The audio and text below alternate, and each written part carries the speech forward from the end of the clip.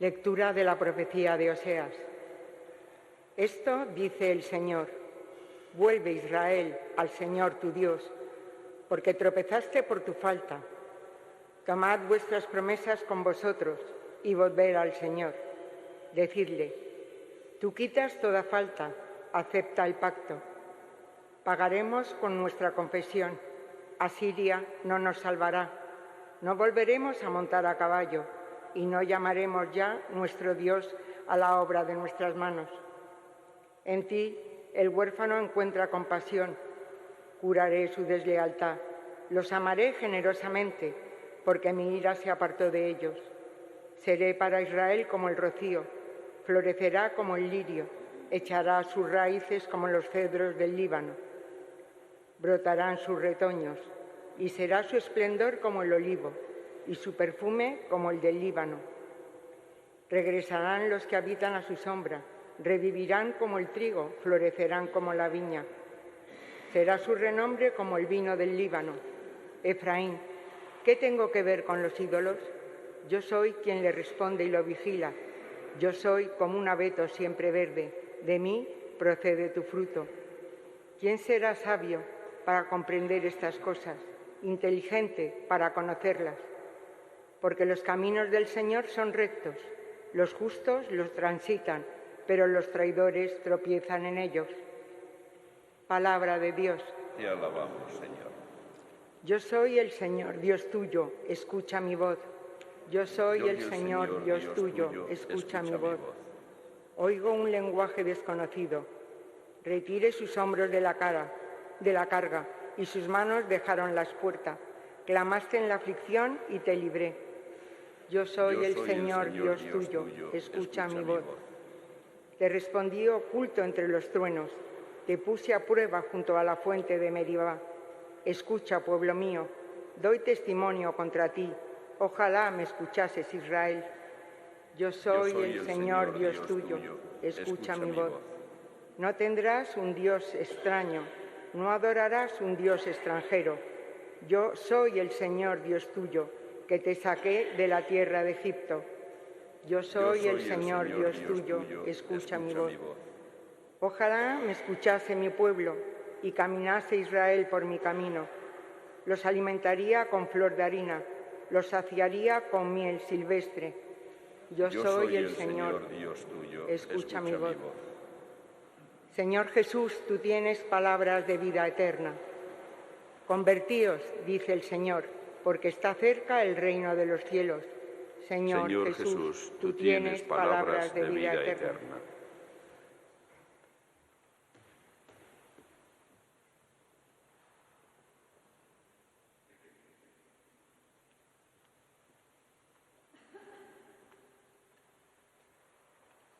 El Señor esté con vosotros. Lectura del Santo Evangelio según San Marcos. En aquel tiempo un escriba se acercó a Jesús y le preguntó: ¿qué mandamiento es el primero de todos? Respondió Jesús: el primero es: escucha, Israel, el Señor nuestro Dios es el único Señor. Amarás al Señor tu Dios con todo tu corazón, con toda tu alma, con toda tu mente, con todo tu ser. El segundo es este: amarás a tu prójimo como a ti mismo. No hay mandamiento mayor que estos. El escriba replicó: muy bien, maestro, sin duda tienes razón cuando dices que el Señor es uno solo y no hay otro fuera de él, y que amarlo con todo el corazón, con todo el entendimiento y con todo el ser, y amar al prójimo como a uno mismo, vale más que todos los holocaustos y sacrificios. Jesús, viendo que había respondido sensatamente, le dijo: no estás lejos del reino de Dios. Y nadie se atrevió a hacerle más preguntas. Palabra del Señor.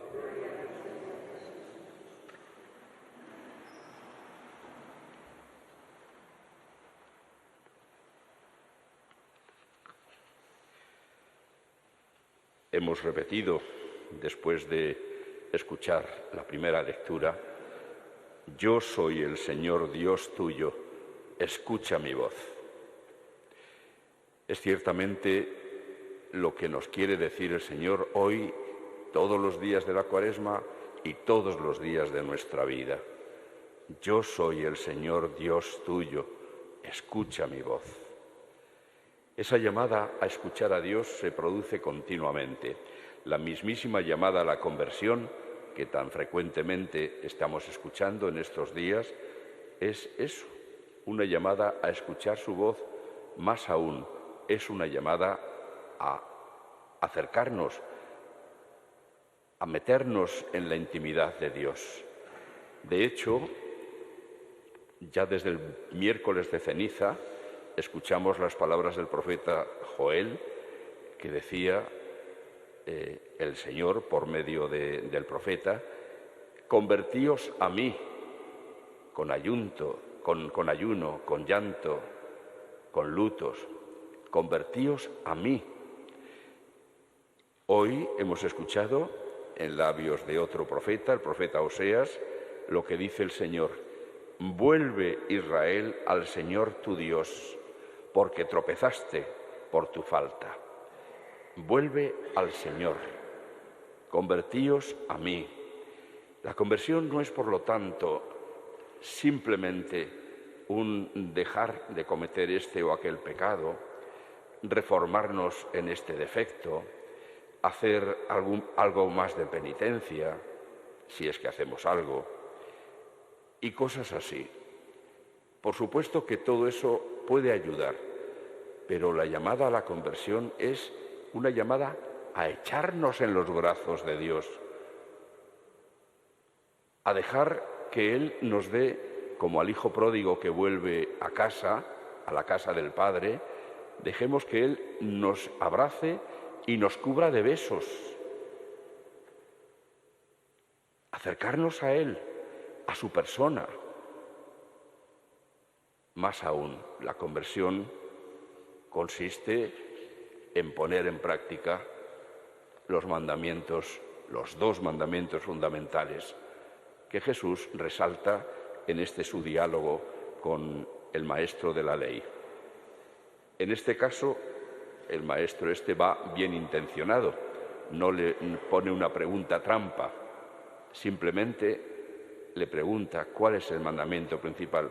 No tiene nada de extraño que haga esta pregunta, puesto que los distintos maestros de la ley de la historia de Israel habían ido sacando de los 10 mandamientos hasta más de 300 preceptos, que evidentemente ni siquiera podían sabérselos de memoria.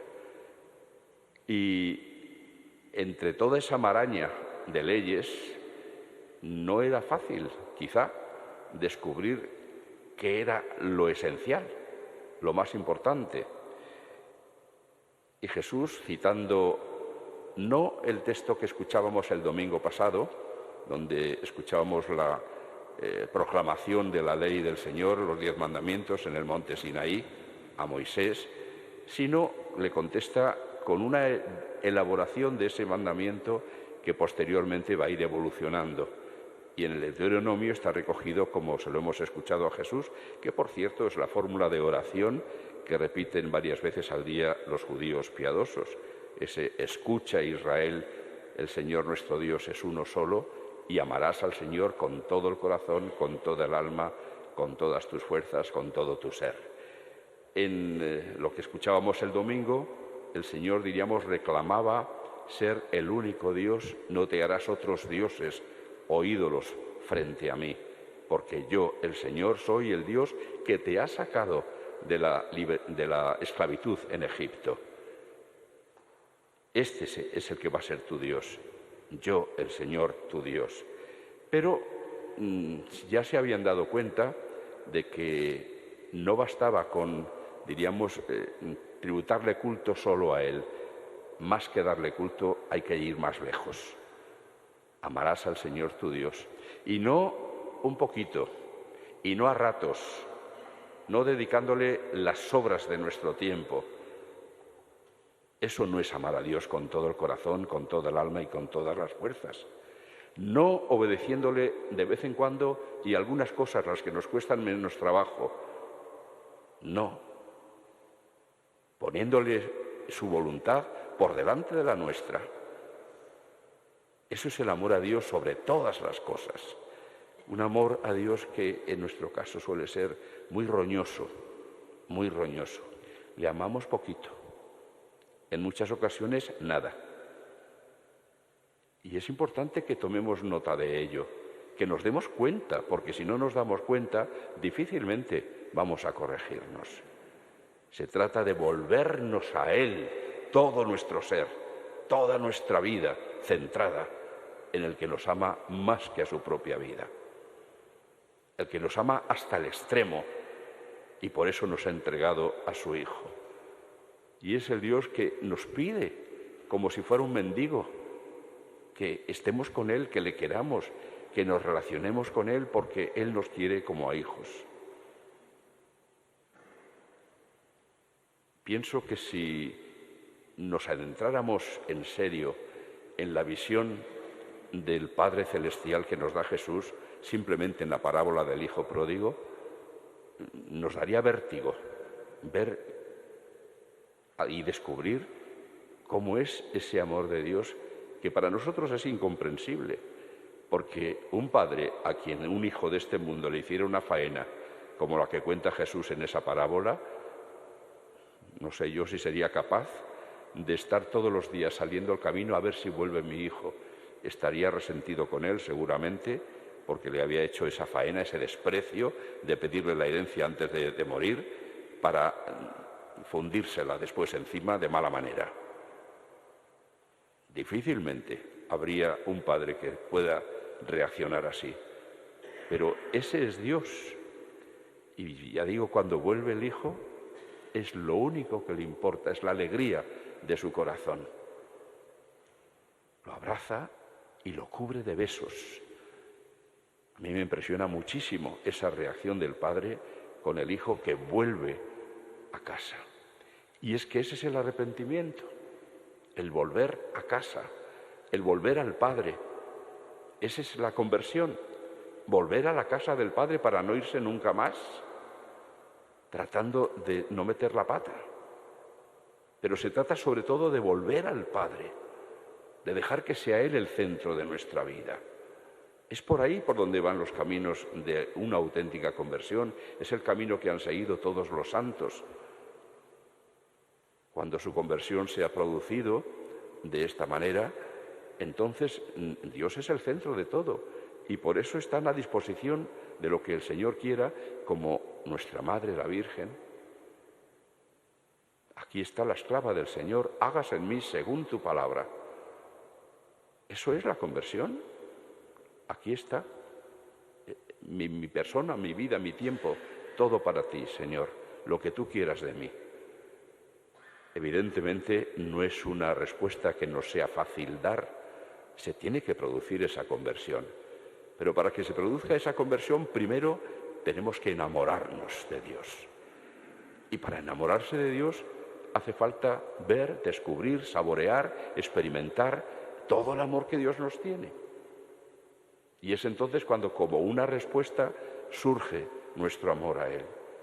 Pero mientras Dios sea visto como un rival o casi un enemigo que nos fastidia la vida, que nos exige cosas que no nos gustan, que mientras sea visto así, difícilmente nos vamos a enamorar de Él. O si ni siquiera le conocemos.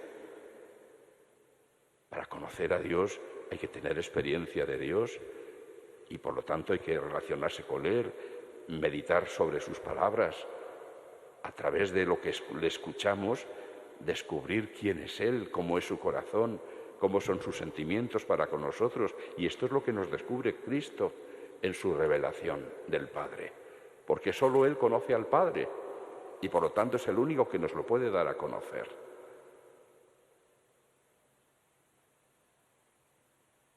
Tragarse sus palabras con ansia, con verdadera hambre, es lo que nos lleva a comprender un poco mejor cómo es el corazón de Dios. y mirando a Cristo, ya que Cristo no hace otra cosa que lo que le manda el Padre. Quien me ve a mí, ve al Padre, le dirá a Felipe en la última cena. Quien me ve a mí, ve al Padre. Por lo tanto, es también mirando a Cristo y fundamentalmente mirándole a Él, como podremos conocer un poco a Dios, y conociéndole podremos enamorarnos de Él. Esa es la respuesta que el Señor espera de nosotros. Esa es la conversión. Ese es el camino de la conversión. Pidámoslo con todo el corazón, porque si no se produce esa conversión, seguiremos siendo unos tristes cristianos toda la vida. Tristes cristianos, que no son capaces de alegrarse en la intimidad del Padre, que no son capaces de vivir la alegría de ser hijos de Dios, que no son capaces de vivir con la pasión de anunciar a este Dios, que es un bien para cada uno de los seres humanos, para toda la humanidad.